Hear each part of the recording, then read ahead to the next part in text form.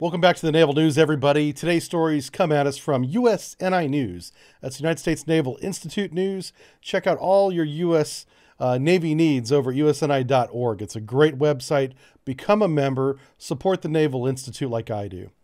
All right. From this piece written by Heather Mongilio, says Navy says destroyer, a DDG, is out of commission after a Florida judge blocks removal of an unvaccinated commanding officer. The captain of this ship did not get vaccinated, and therefore the Navy is saying this whole ship is not deployable. It's out of commission because the CO can't be deployed without a vaccine, according to the Navy's rules.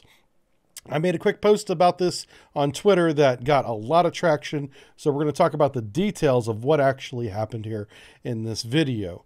And credit to Heather for writing this great story.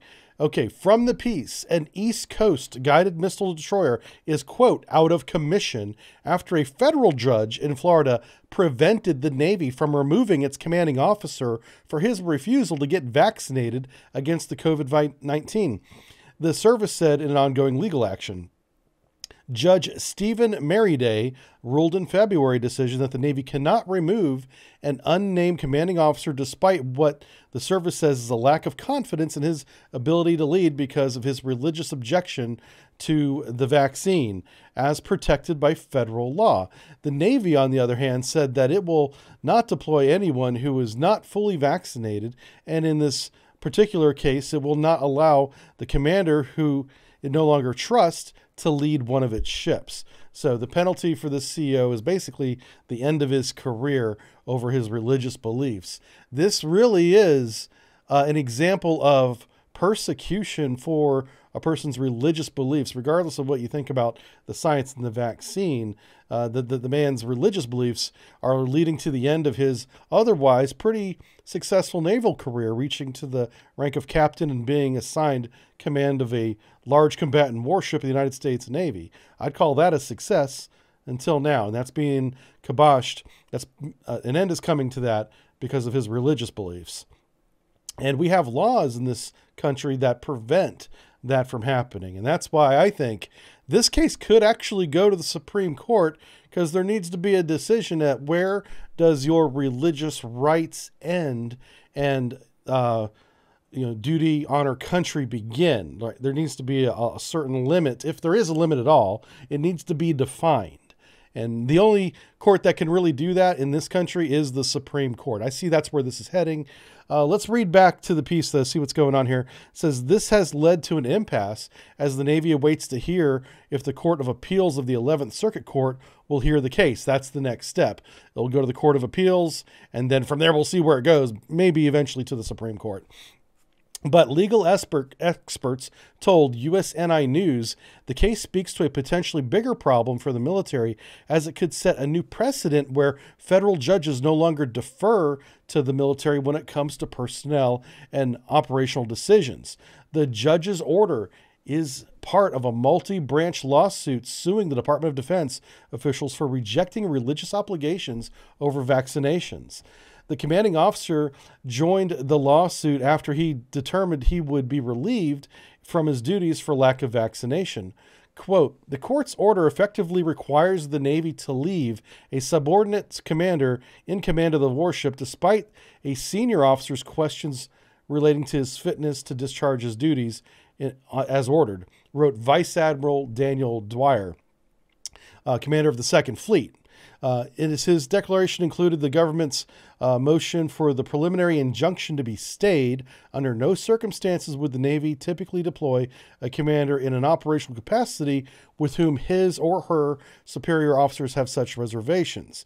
So the Navy is now saying that he's unfit to lead a command. And that's really where the penalty of this is. That's the persecution part. The order effectively places a multi-billion-dollar guided missile cruiser out of commission, according to the government's motion. Now, my initial take on this was the Navy made a rule for itself, and it didn't have to do this. This is where the Navy shoots itself in the foot all the time. But the rule the Navy made back in 2020, I think it was two years ago, that any unvaccinated sailor, it might have been 2021, any unvaccinated sailor could not be deployed overseas. And for the enlisted men, that meant you either get vaccinated, which 7% of the Navy did, and then the other 3%, I believe, are in the process of being discharged out of the Navy. So, but that's as enlisted men. We are literally property of the state when we sign our enlistment contract. It's a very heavily binding contract where your body is owned by the state. Thus, they can force vaccinations on you. Well, with officers, it's not. They serve under a commission from the government, kind of like a contractor or a subcontractor, and they can terminate that contract, with penalty, but they can terminate that commission at just about any time. They usually give notice, and then that's the end of it. But in this case, the Navy, who wants to have the commanding officer at the very least removed from command, is saying by this federal judge, oh, no, you won't. You're going to leave him in command of his ship. And so the Navy is kind of throwing a temper tantrum and saying, hey, well, according to our own rules, because we can't deploy unvaccinated people, now the ship can't go overseas. And getting back to my original take was, why doesn't the Navy reevaluate its own decision it made a year or two ago and maybe readdress that and say, hey, maybe there are some exceptions. Like when it's the commanding officer, maybe we don't keep one of our most capable fighting large combatants in port when we might need it in other theaters very, very soon, right? But the Navy doesn't want to admit that it ever makes a mistake, and that it will never change a regulation until the next set of leaders come along. So the leaders that made this regulation are still in power in the higher ranks of the Navy right now, and they sure as hell aren't going to be going back and reversing one of their own decisions, because that would make them look bad. They can't have any of that.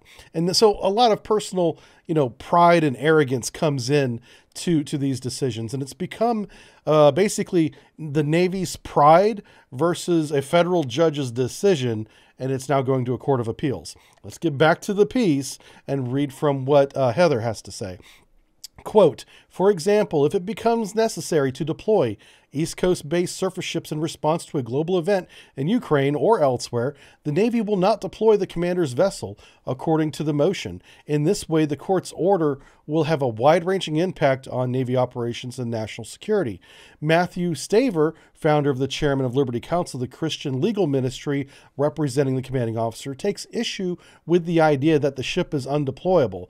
Well, from a material point of view, it's very deployable. There's nothing wrong with the ship or the crew or even the officers. It is just simply he didn't do what the Navy wanted him to do, and now the Navy's throwing a fit over it. Back to the piece. While the ship is not deployed, it has been underway even as legal proceedings were unfolding, Staver said. The ship returned to its home port after training at sea just last week. So it's certainly capable of deploying. There were no losses of confidence until they got the temporary injunction. And that's really where the Navy messed up again, besides shooting itself in the foot in the first place by making this ridiculous regulation. They didn't call the CO of this destroyer unreliable, loss of confidence, until this judgment came out. And then they were like, oh, we better come up with another reason to try and remove them, since the federal judge just said we can't for religious persecution reasons. And of course, that's being appealed. And then they said, well, we're going to relieve them for lack of confidence, which is a real thing. That is a real reason to relieve a commanding officer. This is a picture of the courtroom this happens in.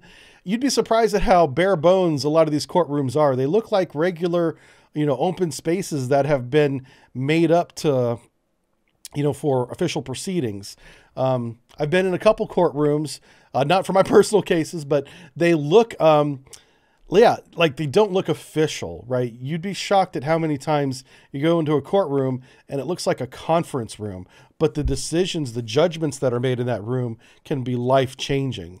So courtrooms, don't judge them by their appearance, is what I'm telling you. All right. At the center of the lawsuit is the Religious Freedom Restoration Act from 1993. This law is not that old, okay? In 1993, Congress passed an act that was meant to protect persons' religious freedoms against government laws, and that includes commissioned officers in the United States Navy.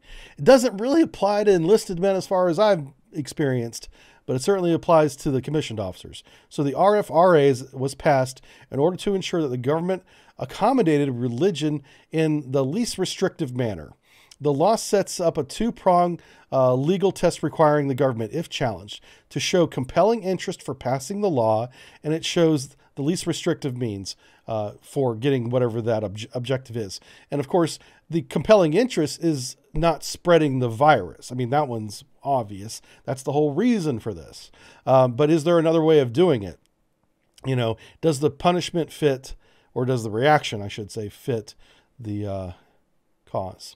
Federal judges usually defer to military and shy away, rather, from involvement in services' day-to-day practices. That's what I've seen till now. That's what makes this kind of a unique case. So, and then this may go to the Supreme Court. This is also discussed prior to passing the RFRA.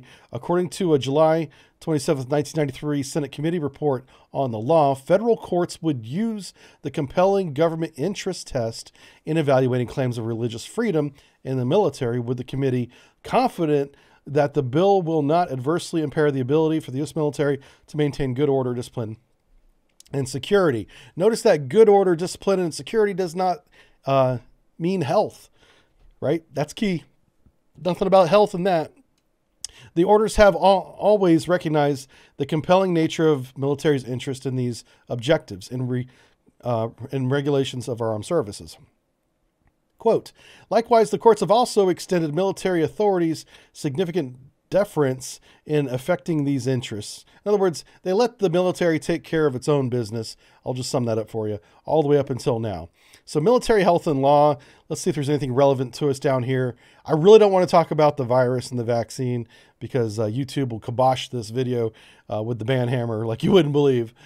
So, but the RFRA about religious freedom, though, the Navy needs to show that even if the mandate of the substantial burden on the person's relief, which the Navy agrees it can be, then it is a less restrictive means to prevent and compelling the government interest. Okay, again, I'm not getting into saying that word anymore. I don't want to trigger the bot. All right, going forward, are we going to go to the Supreme Court? We know we're going to the Court of Appeals in the 11th Circuit, and that's a step in the right direction of going to the Supreme Court. It says here, Liberty Counsel aims to turn the lawsuit into a class action lawsuit because it affects so many people in the military, which will extend the judge's decision to the whole military instead of just the listed plaintiffs. That's a very smart legal move.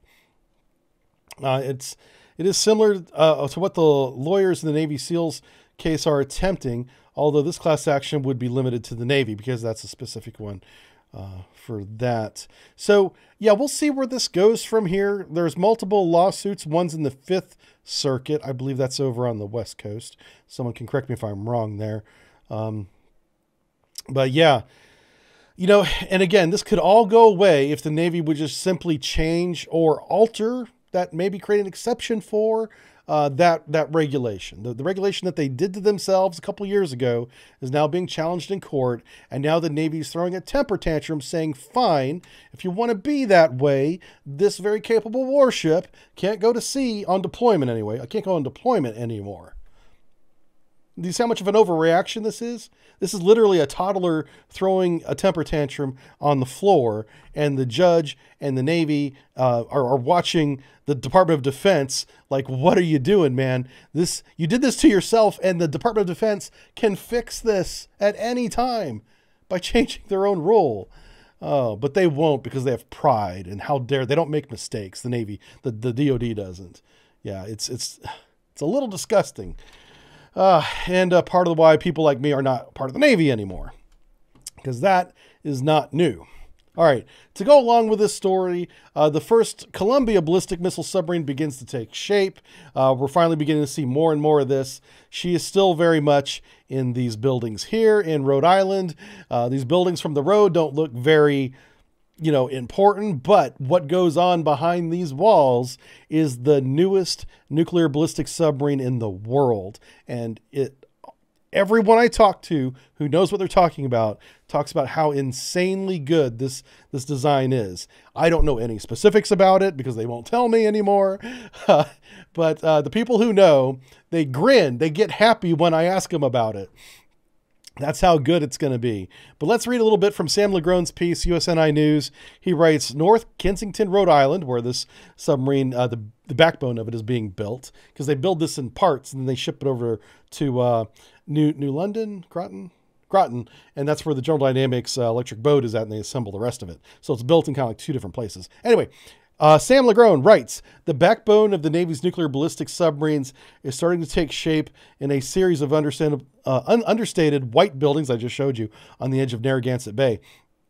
Building size sections of the USS Columbia, SSBN 826, have been under construction at General Dynamics Boat Facility in Quonset Bay under cover of Rhode Island winter and largely unseen due to the pandemic. We're going to edit this part out. Okay, let's start over. EB's sub-construction yard split between its more than 100-year-old Groton, Connecticut, and newer facilities on the site of the U.S. Navy Air Station will turn into an industrial park, is finalizing an almost $2 billion expansion of its yards to build a dozen boat Columbia class. Wow, 12 of them. Great. And they're all going to have 12 tubes, or no, is it 16 tubes? They're going to have less tubes than the Trident because of all the treaties we're in. We have more tubes than we have missiles, essentially. They're than we need, anyway. Okay, so while carrying 8 fewer nuclear missiles, so they're going to have 16 tubes, silos, whatever you want to call them, missile tubes. The Columbia will be longer and heavier. Feature complex electric drive propulsion system. So that is public. Okay, so this is cool. One of the things that make diesel electric boats, as quiet as they are, is there's no mechanical linkage between the main engine and the propeller shaft, main engine area, and the in the diesel boat example, the diesel engine. That's a wire. It's a seamless, soundless, silent electrical connection. And now we're building our nuclear boats that way too, which is the way it needs to be. Should have been like that a long time ago, because that is so much quieter than the mechanical connections, the planetary gear rings and stuff that older Cold War era submarines had. We're replacing a lot of these machine parts that turn and spin and get hot and make noise and wear out and get louder over time with wires. Wires that don't make any noise. Yeah. Oh, that's so good. This boat is going to be a shadow in the water. Why is it so heavy, though? Fewer missiles, yet it's longer. What are they doing in that space? I think I know. I've got ideas, but it's way too early to guess because they're still, just starting to get this thing together. But I as time goes on, I'm going to let you know what I think, and I don't have any inside information. I don't know nothing, but I think that what we're about to see is an incredible undersea platform, period. And I'll just leave it at that. So Quonset Bay, yeah, it's being built in these buildings right now. Here's a piece of it. I am so envious. I am so envious of all the shipyard engineers and workers that get to work on this. Here you can see 2 pieces of the submarine that have already been constructed. These are the parts that will be shipped to Groton, Connecticut and assembled together. And it's just going to be amazing. You can see here it's single hull. So it's a single hull submarine. That puts that rumor to bed that it might have been double hulled. Nope, single hull right there. 1, 2, 3 decks. 4 decks in the missile compartment if you want to count the bilge. It's very much like the Ohio. Yeah. Man. Anyway, super excited about this. I don't want to go into any more of it. Just know that the construction is underway. This is the barge that's going to take it to Groton. They built this barge last year. Look how big it is. It's freaking, this thing's a monster. The parts of the submarine are so big, they couldn't use the old barge. They had to build a new one. And so they're going to set it on here and tie it down with all these tie downs. Oh my word. Okay. I look forward to talking a lot more about the Columbia class. I have, like I said, ideas of what it's going to be like. I might be wrong. Who knows? But I'll tell you all about it then. All right. Thanks for watching, everybody. I know I rambled a lot. I apologize for that. I'll see you guys next time. Leave a comment and a like. Bye-bye. Thanks for watching.